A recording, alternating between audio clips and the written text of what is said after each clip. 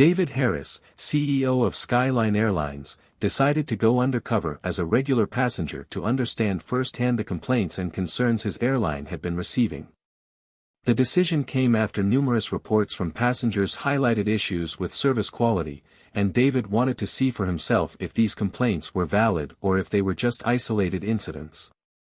Rather than relying on corporate reports, which he suspected might be skewed, David believed the only way to truly grasp the problem was to experience it as a customer. Where are you watching from? Comment below. If you enjoyed this story, like, share, and subscribe for more. David was determined to gain a true understanding of the experience his passengers had. As a result, he began formulating his undercover plan. Accompanied by his assistant, Natalie, who would help him gather the necessary information, David decided to observe flights with the highest volume of complaints, particularly flights on routes known for poor customer service. He carefully chose to travel under a completely different identity, hoping to avoid being recognized by the staff, thus ensuring that the findings were authentic and not influenced by his position as the CEO. This decision marked a pivotal moment in David's leadership. By going undercover, he aimed to bypass any corporate spin and witness the reality of day-to-day operations, while also setting the stage for his hands-on approach to resolving the ongoing issues within the airline. This mission wasn't just about investigating complaints, it was about reinvigorating the company's foundational values of customer care and respect, values that David believed had slowly been lost amidst the growing challenges faced by the airline industry. This undercover mission would serve as the foundation for deeper cultural changes and improvements at Skyline Airlines. As David Harris prepared for his undercover mission, he couldn't help but reflect on the legacy of his father, Charles Harris, who had founded Skyline Airlines many years ago.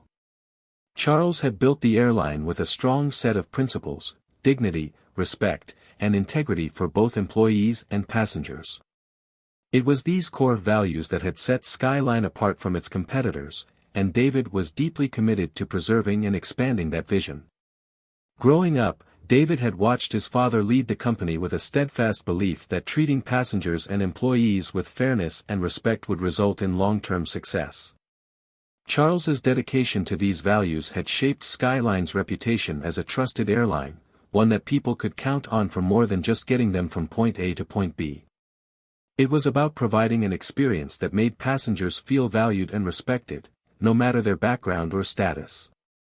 Now, as the CEO, David faced the daunting task of upholding this legacy in a rapidly changing industry. The rise of budget airlines and increasing competition meant that Skyline could no longer afford to rely on its past success alone. However, David believed that there was still a place in the market for an airline that focused on human connection, understanding, and treating everyone with respect. He was determined to bring Skyline back to its roots and ensure that it remained a symbol of the values his father had instilled. With this mission in mind, David set out on his undercover journey, hoping to uncover the issues that were causing complaints and dissatisfaction. He knew that to truly revitalize Skyline, it would take more than just surface-level changes. It would require a cultural shift that brought those original values back to life in every interaction with customers and staff alike. David Harris, along with his assistant Natalie, sat in the quiet of his office, preparing for what would become a pivotal moment in the history of Skyline Airlines. The complaints about customer service had reached a tipping point, and David knew that simply reading reports from management or customer surveys wouldn't give him the insight he needed. He had to experience the airline from the passenger's point of view, where every small detail mattered. The only way to truly understand what was happening was to go undercover. Together, David and Natalie mapped out their strategy. They knew that they had to focus on the flights with the highest complaint rates, as those were the routes where the most pressing issues likely lay. They also realized that a successful undercover mission wouldn't be about following the typical corporate procedure. It needed to be a real, unscripted look at what was happening behind the scenes. They decided on a plan that would involve David adopting a completely new identity to avoid being recognized by the staff. David's alter ego would be David Thompson, a middle school teacher traveling on business. The plan was simple but effective: observe the treatment of passengers, focus on the interactions between the crew and travelers, and gather raw, unfiltered data about the service. Natalie would be close by, coordinating logistics and ensuring David's cover was intact. She would also be on the lookout for signs of any corporate spin, ensuring that the real findings could be clearly separated from anything the staff might suspect as a setup. David emphasized that the mission should avoid any interference from upper management, whose own biases might cloud their reports. The goal was transparency. He wanted to uncover the true culture of Skyline Airlines, not just fix superficial issues but address the root causes of the customer dissatisfaction. He knew the task ahead would not be easy, but he was committed to it. David believed that the most important changes at Skyline would not come from policies or new marketing campaigns, they would come from understanding the experience of the people who kept the airline in business. The passengers. David Harris, now under the alias of David Thompson, boarded his first flight as part of his undercover mission. He had carefully crafted his new persona, a middle school teacher traveling on business. With his newly acquired identity, he was ready to experience what his customers encountered every day, completely detached from the privileges and recognition of his position as CEO. His first flight would take him from Atlanta to Charlotte, a route notorious for its customer complaints. As he settled into his seat, David began to observe the dynamics unfolding around him. The first-class cabin, where he would have typically been treated as a VIP, felt strangely indifferent. The flight attendants moved briskly up and down the aisles, attending to other passengers with what seemed like genuine enthusiasm, but David couldn't help but notice that his experience differed. When the attendants passed by his seat, their gaze avoided him, and their smiles seemed less than genuine. Despite his attempts to engage them with friendly small talk, David was met with only brief responses. His drink order, which should have been a simple request for water, seemed to take longer than necessary to fulfill, and when it finally arrived, it was in a plastic cup, an unusual sight for a first-class passenger. David had expected some subtle differences in treatment. After all, being a CEO doesn't automatically mean you experience the airline as a regular customer, but what surprised him was the overall atmosphere of disconnection. Flight attendants appeared to be attending to the needs of other passengers with much more care. His seatmate, a businesswoman traveling for work, was offered a warm greeting in a personalized beverage. In comparison, David felt invisible. Even though he wasn't explicitly being mistreated, it was clear that he wasn't being treated as a priority either. As the flight progressed, David continued to observe the subtle differences in how passengers of different demographics were treated. He couldn't ignore the feeling that certain passengers, particularly those who appeared unfamiliar or out of place, were receiving far less attention from the flight crew. It was clear that the issues his airline was facing were more pervasive than just poor customer service, they were tied to deeper, systemic patterns of discrimination. David had begun to see the problem firsthand. He was determined to address it, but the journey ahead would require more than just a few changes in policy, it would require a shift in culture. As David observed this subtle but clear discrimination, he realized how difficult it was to prove or confront. The behavior wasn't overt or aggressive, it was 1,000 small moments of neglect and avoidance, too easy to dismiss as misunderstandings. But for those who were affected, the message was loud and clear, certain passengers were valued more than others. David's discomfort grew as he began to piece together what he had suspected. Skyline Airlines, for all its grand promises of equality and respect, had a deeply embedded problem. Discrimination, even when it was subtle, created a toxic environment, one that undermined the trust and respect of its customers. This wasn't just an issue of poor service, it was a deeper cultural flaw that needed to be addressed. David knew the road ahead would not be easy, but he was now more determined than ever to bring about the change that Skyline so desperately needed. After his experience on the flight from Atlanta to Charlotte, David Harris became increasingly aware of a troubling pattern that seemed to extend far beyond the surface of poor customer service. As part of his undercover mission, David had been observing the behavior of the flight crew closely, but what he discovered was more than just bad service, it was an ingrained culture of subtle discrimination that had permeated Skyline Airlines. During the flight, he overheard a conversation between two of the flight attendants, Amelia and Rachel, while they were preparing the galley for the next service round. Though they spoke in low tones, David, sitting nearby, could catch snippets of their exchange. Amelia, the senior flight attendant, mentioned how it was always hard to tell which passengers truly belonged in first class. Rachel responded by agreeing that some passengers were clearly just not cut out for it, implying that a few of the travelers on board didn't look the part of a first-class passenger. At first, David thought this was a simple offhand comment, but the more he observed, the more he realized how pervasive this mindset was. It wasn't just one or two attendants, it was a broader issue within the airline. The conversations among the crew, though subtle, revealed that passengers were being judged based on superficial traits like appearance, demeanor, or even the way they interacted with the staff. Those who seemed unfamiliar with the expected behaviors of first-class passengers were often treated with indifference or even ignored. On the other hand, passengers who appeared more traditional or expected in first class were treated with deference and received better service, even when their behavior didn't warrant it. This discrimination was not overt. It wasn't like the flight attendants were openly rude or aggressive, but it was just as damaging. The problem was that it wasn't being acknowledged or addressed. For many passengers, this subtle form of bias went unnoticed or was dismissed as unintentional, but for those affected, it felt like a clear signal that they were seen as less deserving of quality service. David began to understand just how difficult it was to confront this kind of discrimination. It was invisible, insidious, and often ignored because it wasn't as blatant as other forms of bias. But its effects were no less damaging. David knew that to address this, he would need more than just surface-level changes. It wasn't enough to implement training programs alone.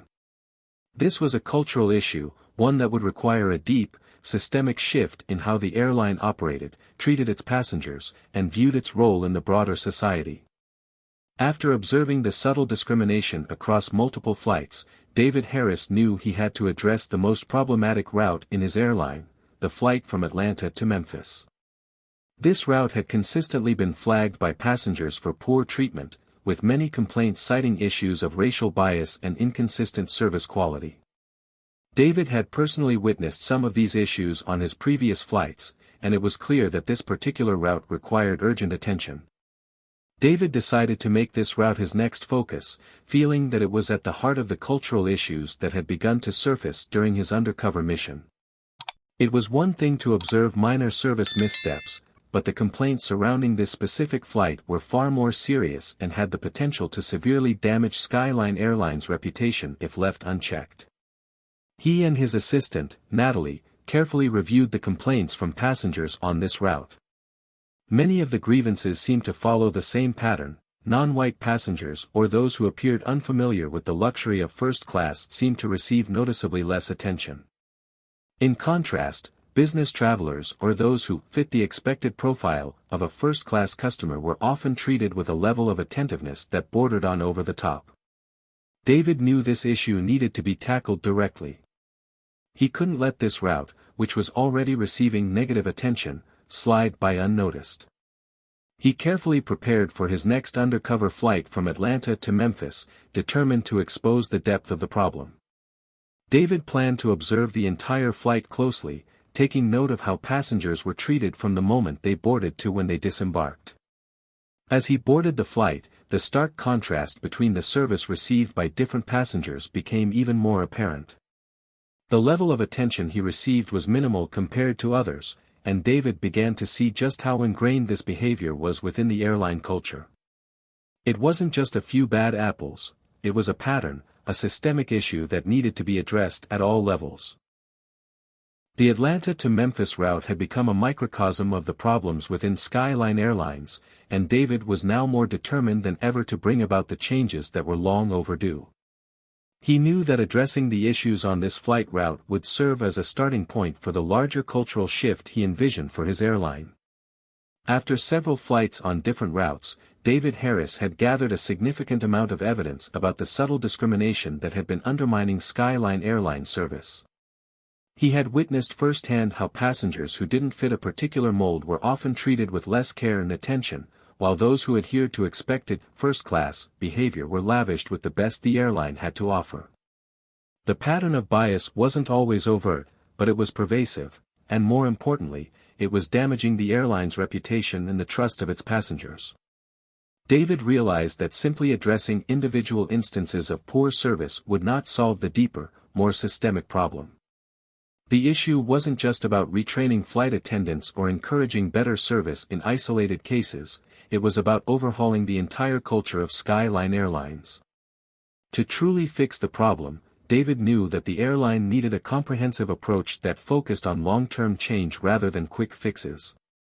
The solution wasn't just about offering more training, it was about changing the way employees viewed their passengers, their roles, and the values that Skyline Airlines stood for.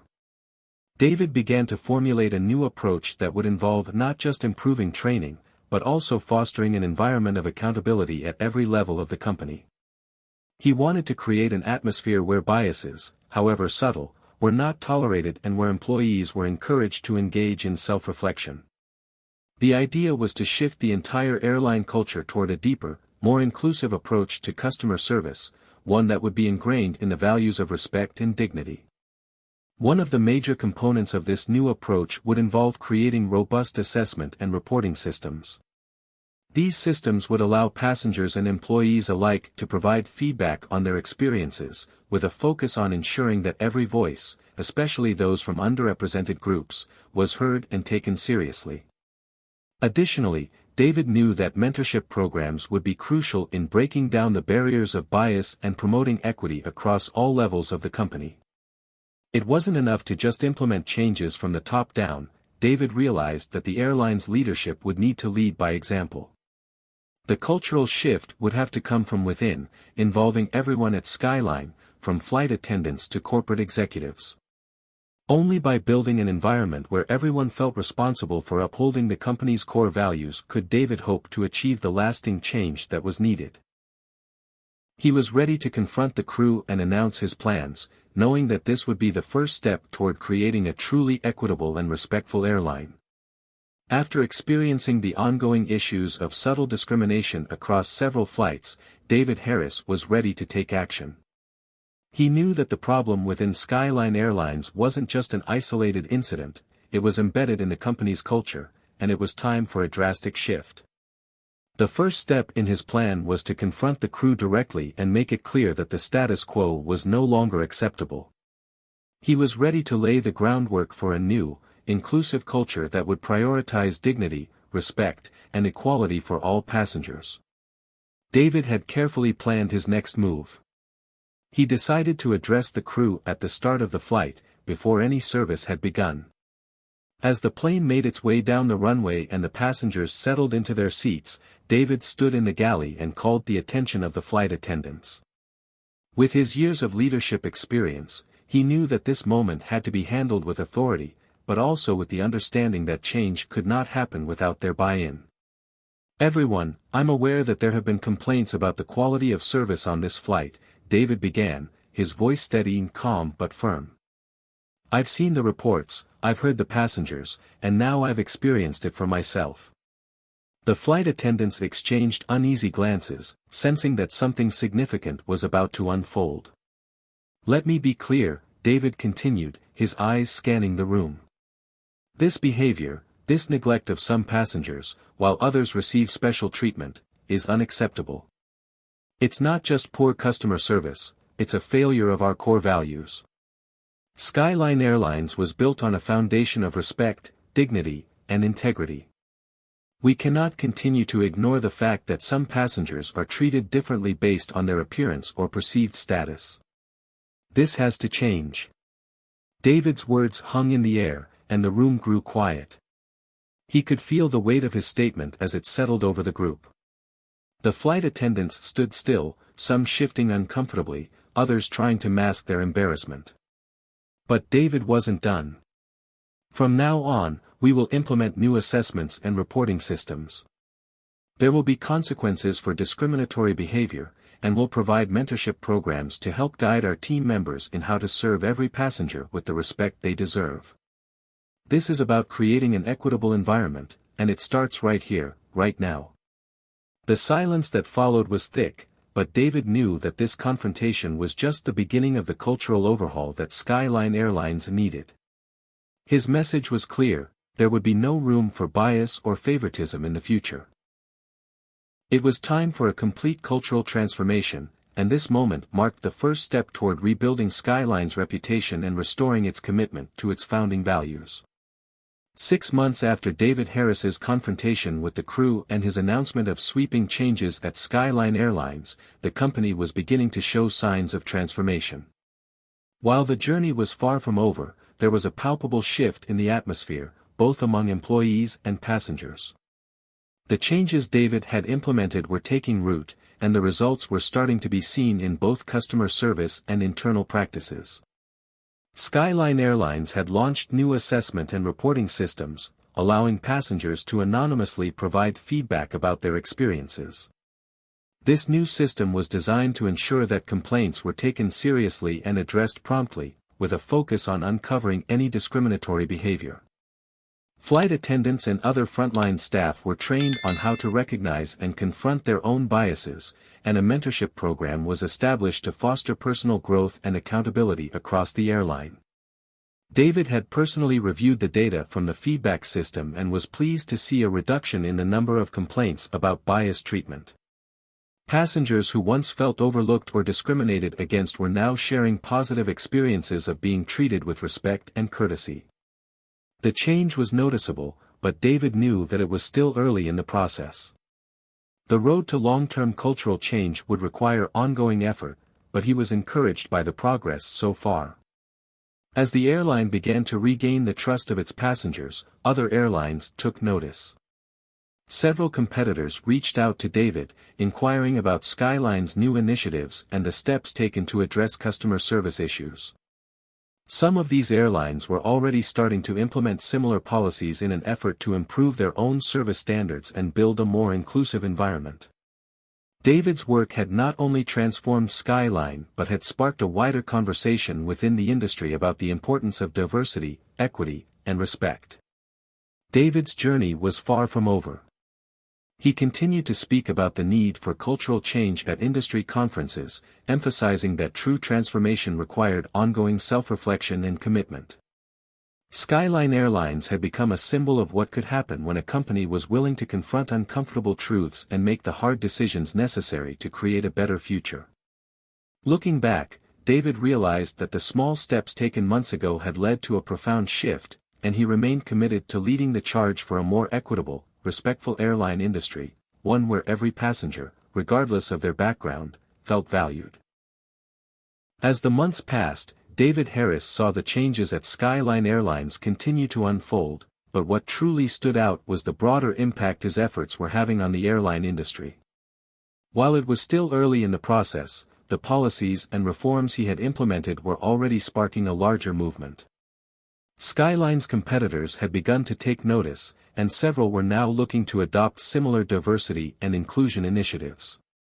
David had been invited to speak at industry conferences, where leaders from other airlines were eager to hear about his experiences and the changes he had made. The feedback from these discussions was overwhelmingly positive. Airlines that had long been plagued by complaints of poor service and biased treatment were starting to look inward, realizing that they, too, needed to address these issues if they wanted to remain competitive. Skyline's transparent approach to customer service, including the new reporting systems and cultural sensitivity training, was beginning to set a new standard for the industry. What had once been a small ripple of change in one airline had now become a wave of reform across the sector. For David, this was both humbling and validating. He had always known that the work he did at Skyline was important, but he never imagined it would lead to a broader conversation about equity and respect in the airline industry. He felt a deep sense of pride knowing that the changes at Skyline weren't just improving the airline, they were making a difference for the entire industry.